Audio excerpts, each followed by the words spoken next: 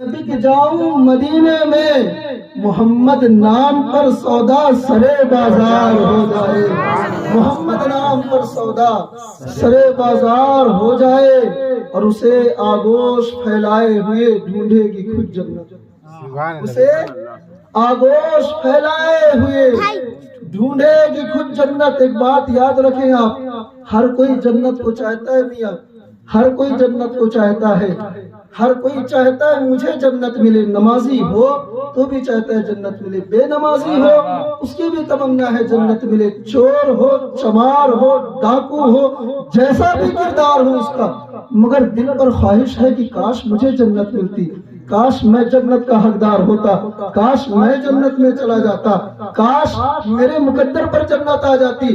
مگر سن، یوں ہی نعرے لگانے پر جنت نہیں ملا کرتی ہے، یوں ہی زبان سے نکالنے پر جنت نہیں ملا کرتی ہے۔ وہ کہتے ہیں جی جنت تو ڈھونڈے گی میدان محشر میں تمہیں، مگر کردار کیسا ہونا چاہیے تمہارا؟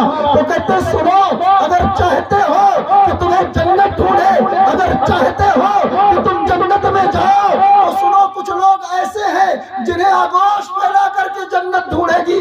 وہ کون ہے؟ تو تاریخ کو اٹھا کر کے دیکھو، پتا چلے گا اسے عبد القادر جیلانی کہتے ہیں، تاریخ کو اٹھا کر کے دیکھو تو پتا چلے گا اسے وارث پاک کہتے ہیں، اسے مخدوم سمرانی کہتے ہیں، اسے ہند کا راجا ہم سب کا خواجہ کہتے ہیں۔ جب تاریخ کو اٹھاؤ گے تو اتنا ہی نہیں، پتا چلے گا شہنشاہ چھتیس گڑھ حضور سعد علی بابا ہے، جنہیں آگوش پھیلا کر کے جنت ڈھونڈے گی۔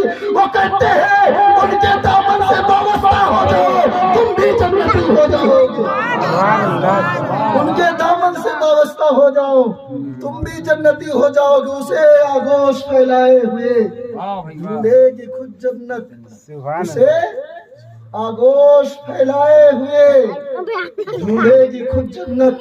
شرط کیا رکھتے ہیں؟ مگر پہلے غلام احمد مختار ہو جائے۔ نبی پاک صلی اللہ علیہ وسلم کی محبت کو دل کے اندر بسانا پڑے گا، تب جنت ملے گی تمہیں۔ یوں ہی جنت نہیں مل جاتی لڈو لڈو کہنے سے، منہ میٹھا نہیں ہوا کرتا، لڈو کو کھایا جاتا ہے تب اس کا مزہ، اس کی لذت، اس کا ٹیسٹ، اس کا ذائقہ معلوم ہوتا ہے۔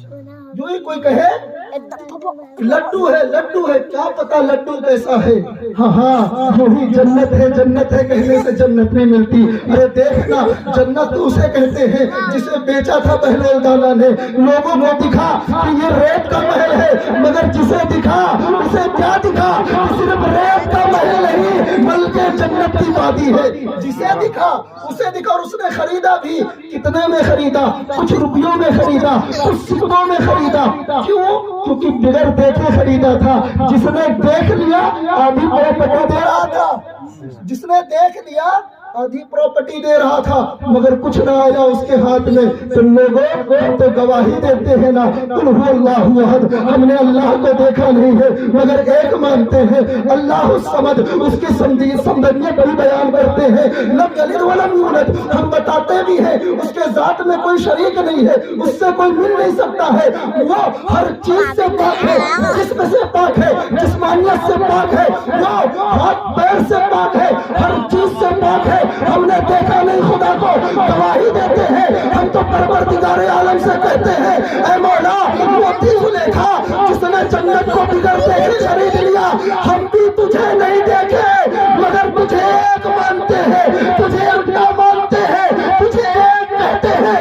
پروردگار عالم اس نے نہ دیکھا، اسے جنت ملی، ہم بھی نہیں دیکھے، ہمیں بھی جنت چاہیے۔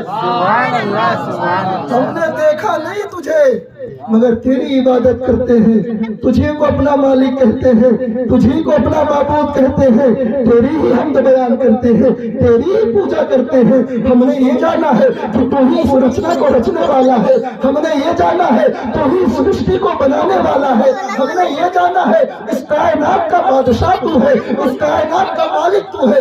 جانا کس کے ذریعے ہے؟ سبحان اللہ، جانا کس کے ذریعے ہے؟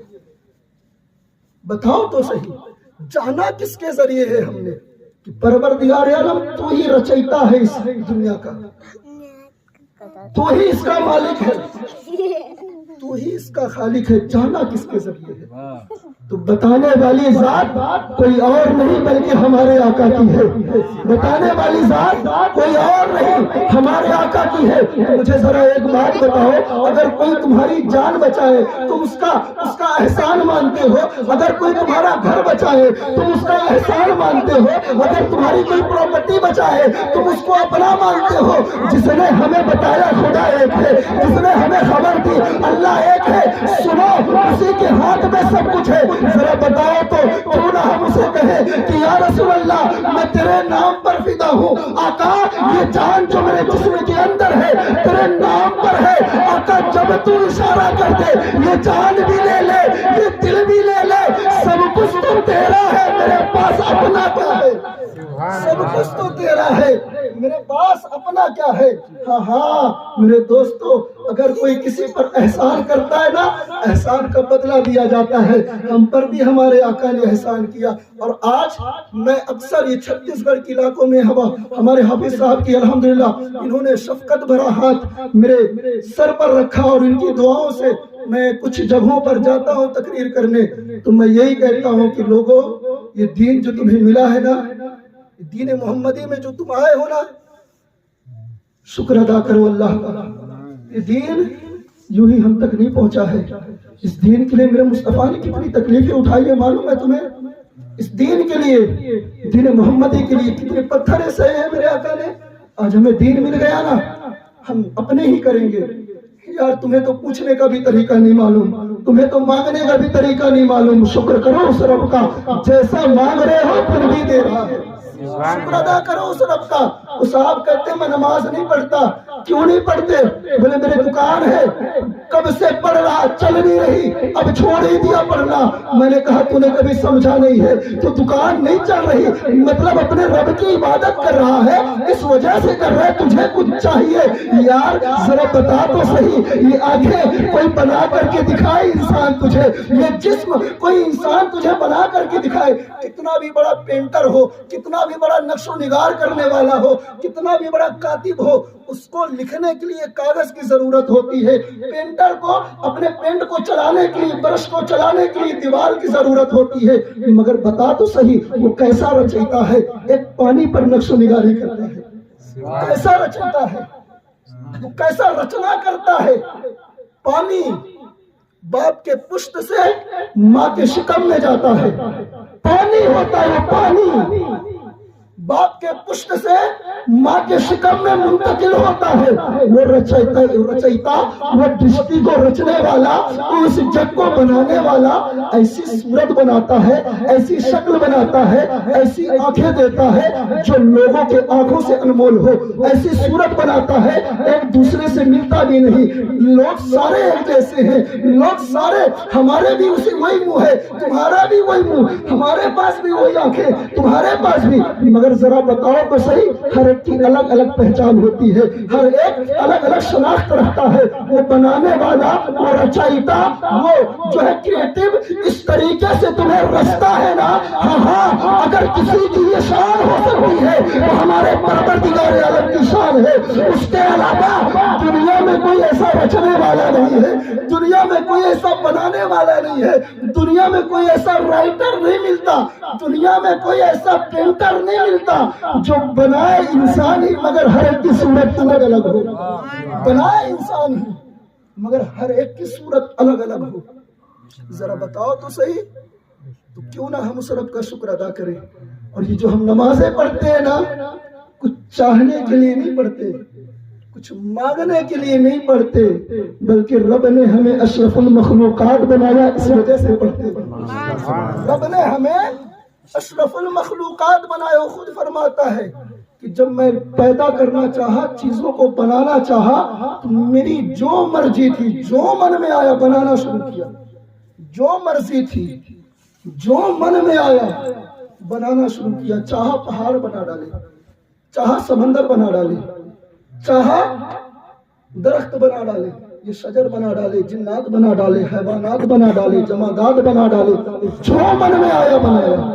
مگر ان میں سے اگر کسی کو سب سے بہتر بنایا تو امت مسلم کو، وہ لوگوں کو بنایا ہے میں نے، ان میں سے اگر کسی کو سب سے بہتر بنایا تو انسانوں کو بنایا، پھر ان میں سے بھی اگر کوئی سب سے بہتر ہے وہ محمد کے، وہ میرے آقا کی امتی ہیں۔ اور خود فرماتا ہے کنتم خیر امت اخرجت للناس، اے لوگو میں نے تمہیں سارے لوگوں سے بہتر بنایا ہے، سارے لوگوں سے بہتر کر دیا ہے۔ بہتر کیسے مجھے بتاؤ تو صحیح۔ کنتم خیر امت، کنتم خیر امت، پچھلے امتیوں سے تم بہتر ہو، پچھلے امتیوں سے، پچھلے امتیوں سے مجھے ذرا بتاؤ تو صحیح۔ ہونا تو یہ چاہیے تھا نا جن کی عمر زیادہ۔ اب اللہ کے نزدیک کون زیادہ قریب ہوتا ہے، نمازی یا بے نمازی؟ آپ بتائیں۔ نمازی قریب ہوگا نا، جو اللہ کی زیادہ عبادت کرے گا وہ قریب ہوگا، جو اللہ کی زیادہ حمد کرے گا وہ قریب ہوگا، جو اللہ کے بندوں کے قریب رہے گا وہ قریب ہوگا۔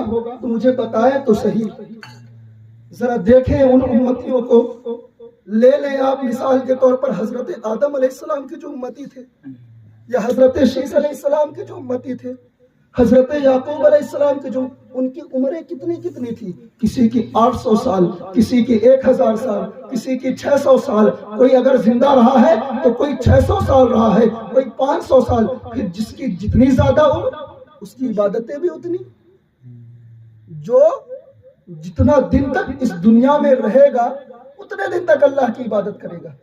تو مجھے بتاؤ جو زیادہ پیسہ کمایا اسے مالدار کہو گے، جو کم پیسہ کمایا اسے مالدار کہو گے؟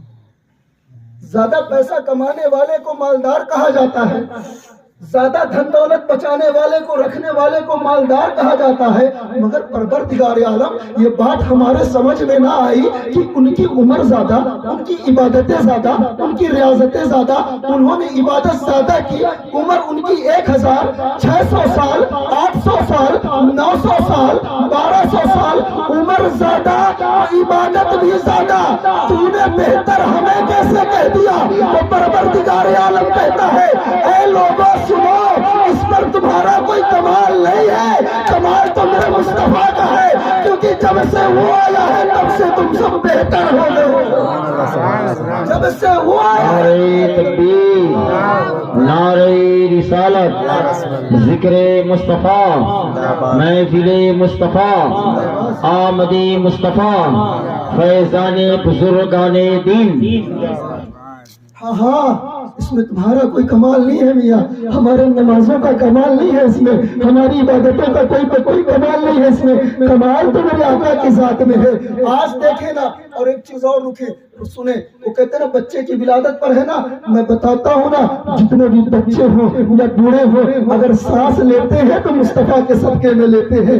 اگر ہمارے گھروں میں نا چولہا جلتا ہے تو فاطمہ الزہرا کے لالوں کا صدقہ ہے، اس وجہ سے ہم چولہا جلاتے ہیں اپنے گھروں میں۔ یار اگر ہم صدقے نہ کھاتے نا تو یہ بات طاہرہ فاطمہ الزہرا سلام اللہ علیہا کے بچوں کا آج ہم بھوکے مر جاتے۔ ہاں میاں یہ صدقہ ہے ان بزرگوں کا، امام حسن و حسین کا صدقہ ہے جو آج ہمارے گھروں میں چولہے جلتے ہیں نا، یہ صدقہ ہے ان کا۔ ورنہ دیکھو تو صحیح، اور ایک سب سے بڑی بات اس میں ہے، ذرا بتاؤ تو صحیح، جو نمازی ہے اسے بھی رزق مل رہا، نمازی ہے اسے بھی اللہ تعالیٰ رزق دے رہا، بے نمازی اسے بھی رزق مل رہا، روزے دار اسے بھی رزق دے رہا، بے روزے دار اسے بھی رزق دے رہا۔ آپ کیا کہیں گے اس کو؟ کسی دنیا دار کے ہاتھ میں ہوتا اور آپ ایک مرتبہ غلطی سے بھول کر کے اس کی نافرمانی کر کے دکھاتے، ایک مرتبہ اللہ تعالیٰ ہوتا ہے کہ کسی دنیا کے کسی انسان کے ہاتھ میں رکھ دیتا کہ تیرا کام ہے اس سے رزق بانٹنا، تو تقسیم کرے گا رزق۔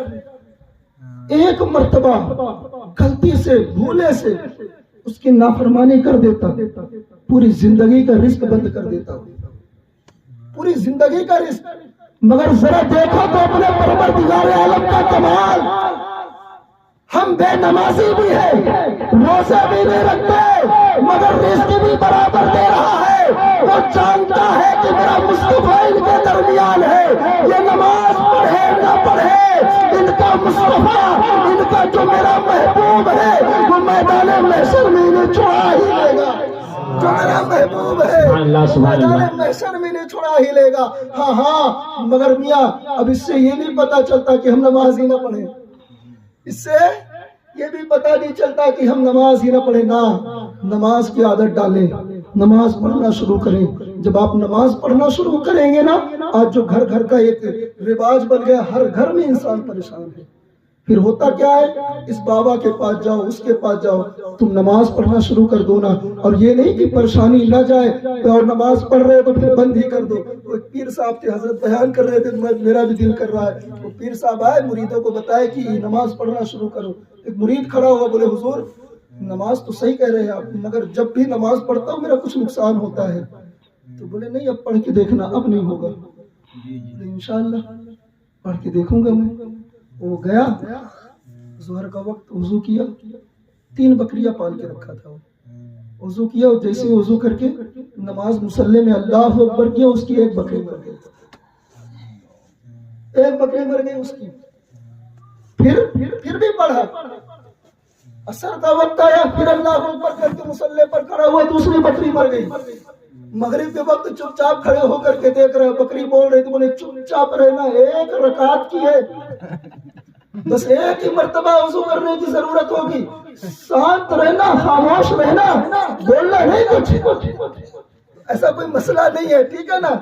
میں بھی کئی لوگوں کو بولا کرتا تھا کہ نماز پڑھو، تو فجر میں آتے تھے تو بولے حضرت یہاں چوٹ لگ گئی، آج یہاں چوٹ، شیطان بھی بہکاتا ہے، یہ بات حق ہے، شیطان بھی پریشان کرتا ہے، مگر آپ آ کر کے دیکھو، آ کر کے تو دیکھو۔ بزرگان دین کا ایک قول ہے، بولے فجر کے وقت نکلا نماز پڑھنے کے لیے، جب نماز پڑھنے کے لیے نکلا، لائٹ گول تھی، کیچڑ کا وہ تھا، شیطان دھکا دیا، کیچڑ میں گر گیا، آیا پھر سے نہایا، پھر چلا ہے نماز کے لیے، پھر شیطان دھکا دیا، کیچڑ میں گرا، پھر آیا گھر کو، پھر نہایا، پھر چلا نماز پڑھنے کے لیے، شیطان دھکا دیا، گر گیا، تیسری مرتبہ شیطان لالٹین دکھا رہا ہے۔ اللہ اکبر، بولے اب جلدی جلدی نہا، فجر کا وقت ختم ہو جائے گا۔ بولے یار تیرا کام ہوتا ہے بہکانا، نماز سے دور کرنا، تو کیسے لالٹین دکھا رہا؟ بولے سن، 1 مرتبہ میں ہی دھکا دیا، جب تم آیا نماز پڑھا، اللہ تیرے پریوار والوں کی گناہوں کو معاف فرما دیا۔